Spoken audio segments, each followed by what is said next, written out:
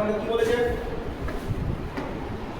আমাদের বলা হয়েছে যে একটি ভগ্নাংশের হর লব অপেক্ষা 2 বড় এবং লবের সঙ্গে 3 যোগ ও হর থেকে 3 বিয়োগ করলে ভগ্নাংশটি 7/3 এর সমান।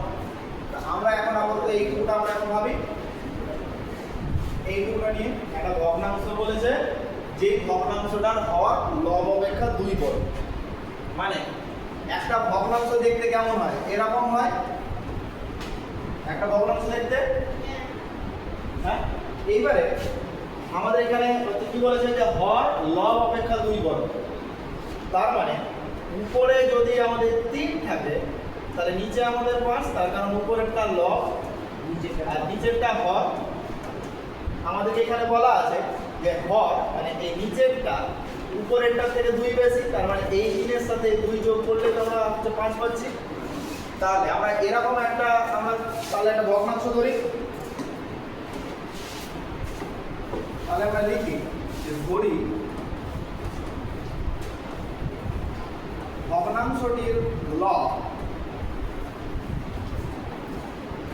ভগ্নাংশটির লব কত, x। ভগ্নাংশটির লব যখন x, তাহলে হর কত হবে, হর বলেছে যে লবের থেকে 2 বড়, তাহলে হর যখন লবের থেকে 2 বড়, লব x হলে পরে হর হচ্ছে x প্লাস 2। এবারে তাহলে আমাদের ভগ্নাংশটি, তাহলে এই ক্ষেত্রে আমাদের ভগ্নাংশটি কি হচ্ছে এই ক্ষেত্রে তাহলে আমাদের ভগ্নাংশটি হচ্ছে যে x বাই x প্লাস 2। এই ক্ষেত্রে আমাদের ভগ্নাংশটি কি x,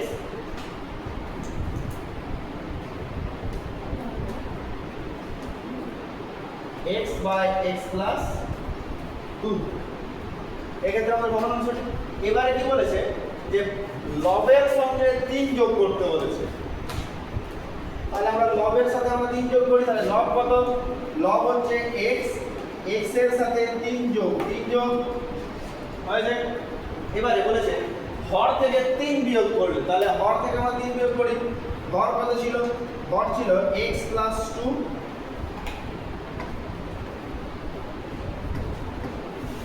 হর ছিল x প্লাস 2, সেখান থেকে বলেছে 3 বিয়োগ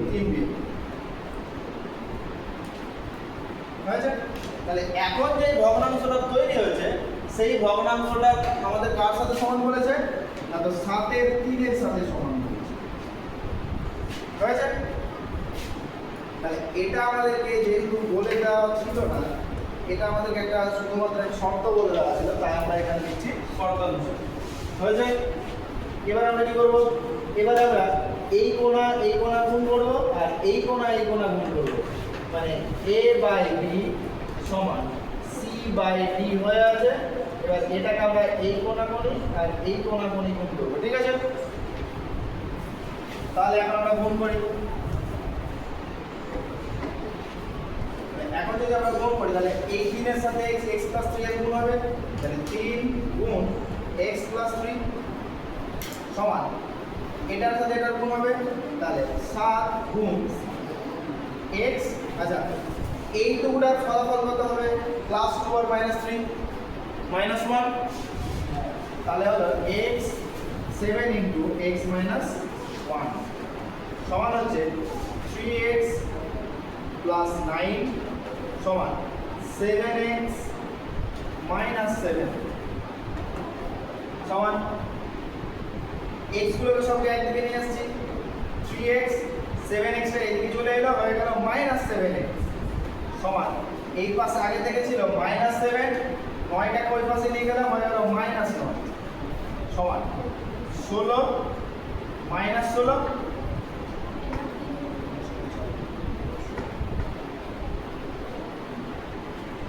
মাইনাস 16, আর 7x থেকে 3x বাদ দিলে হয় 4x মাইনাস 4x হয়ে যায়।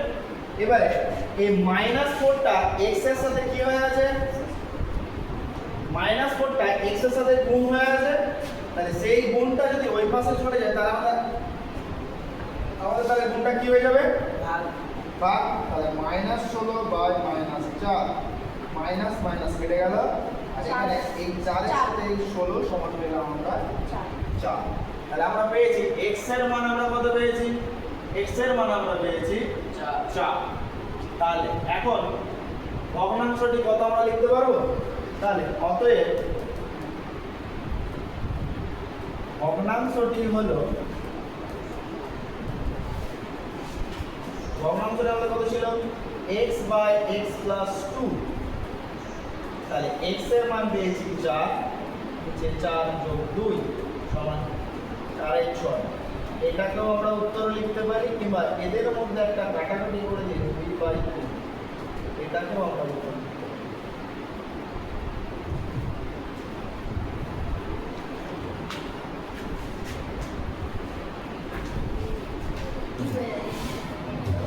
আমাদের এখানে কি বলেছে যে 5 জন রাজমিস্ত্রি 4 দিনে 128 বর্গ মিটার একটা দেওয়াল গাঁথতে পারে।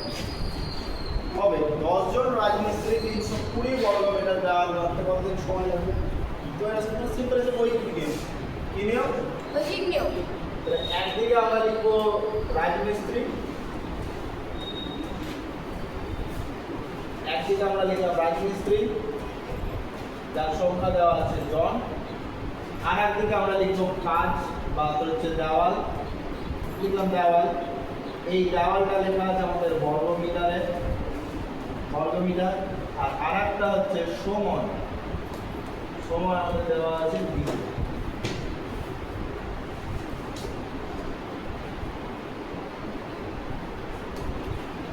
সময় আমাদের দেওয়া আছে দিন। কি বলেছে? বলেছে 5 জন রাজমিস্ত্রি 128 বর্গ মিটার একটা দেওয়াল তৈরি করছে কত দিনে? 4 দিন। এবারে বলেছে যে 10 জন রাজমিস্ত্রি 320 বর্গ মিটার দেওয়াল তৈরি করবে কত?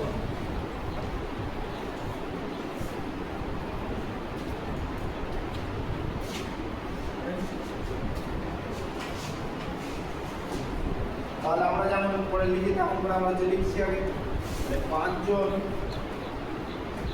মিলে 128 বর্গ মিটার দেওয়াল গাঁথে 4 দিন।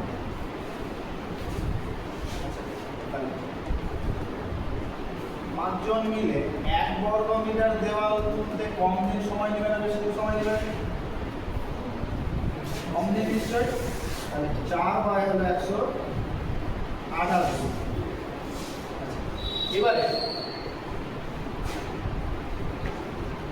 একজন রাজমিস্ত্রি, যেই 5 জন রাজমিস্ত্রিতে একটা কাজ করছিল এতদিনে, তাহলে একজন রাজমিস্ত্রি সেই একই পরিমাণ কাজ কম দিনে করবে না বেশি দিনে?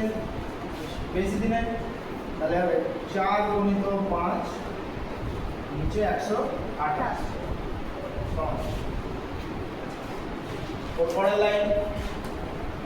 ওর পরের লাইনে আছে 10 জন মিস্ত্রি।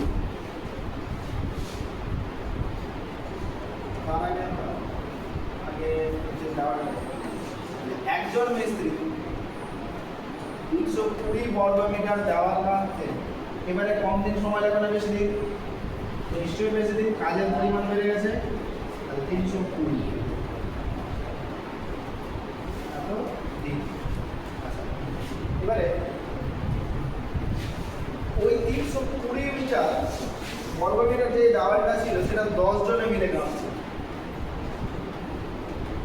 তাহলে 10 জন মিলে 320 বর্গ মিটার যখন গাঁথবে তখন কম সময় নেবে না বেশি সময় নেবে? কম সময় নেবে। কম সময় নেবে ওই কি হবে? ভাগ 320 ভাগ মানে এই 10টা আমাদের চলে গেল নিচে দিক। বুঝছেন? এবার আমরা তাহলে এখন হচ্ছে কাটাকুটি করি।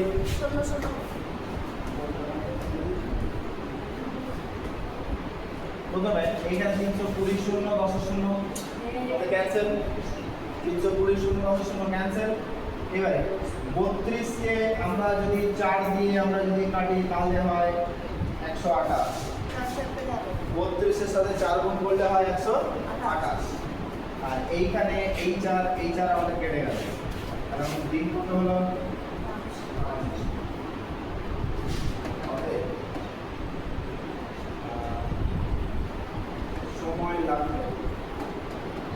আর অত বড় আমি উত্তর আমি আর লিখলাম না, আমি সাধারণভাবে লিখলাম, সময় লাগবে না।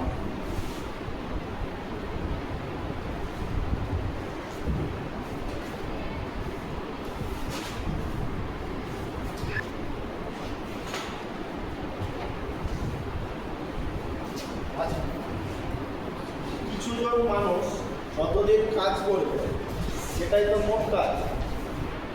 5 জন মানুষ 10 জন মিলে একটা ঘর তৈরি করবে, তাহলে সেই ঘরটা তো হচ্ছে মোট কাজ। 5 জন মানুষ 10 জন মিলে করছে, তার মানে মানুষ আর তো হচ্ছে দিন, এই দুটো মিলে তাহলে মোট কাজ হচ্ছে। তাহলে এটাকে আমরা একটা ছোটখাটো একটা নিয়মের মতো করে দেব। কিরকম স্যার?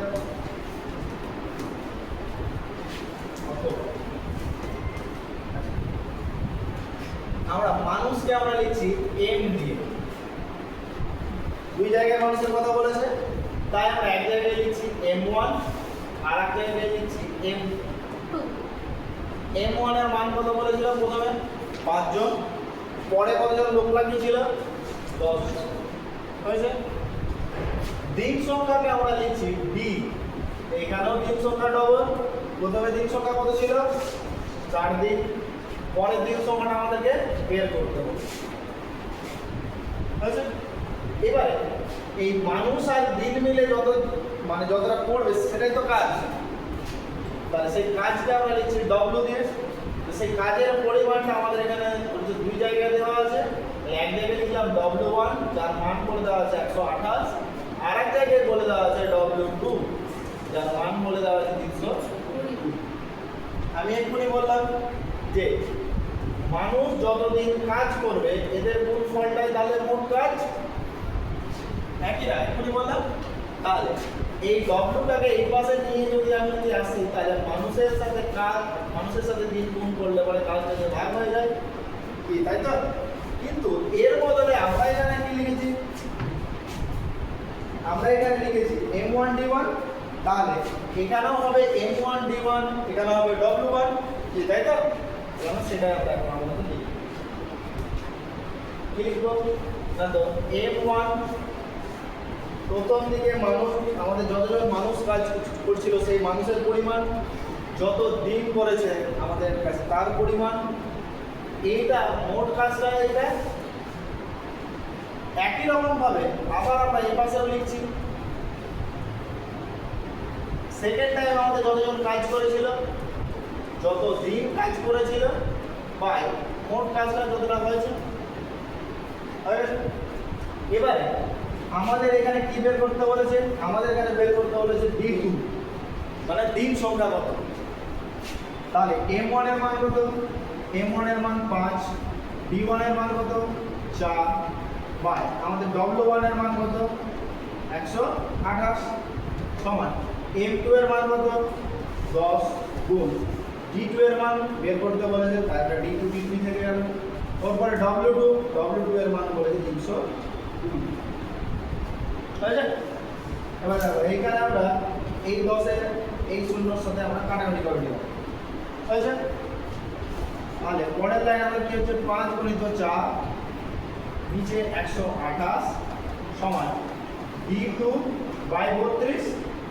আচ্ছা, এইখানে এই 32টা D2 এর সাথে কি হয়েছে? ভাগ। তাহলে ভাগটাকে এই পাশে আনলে পরে কি হয়ে যাবে? গুণ। তাহলে সমান D2 সমান 32 গুণ 5 গুণ 4 নিচে 128। এই 32 এর সাথে 128 কাটলাম, পেলাম 4 4 4 কেটে গেল।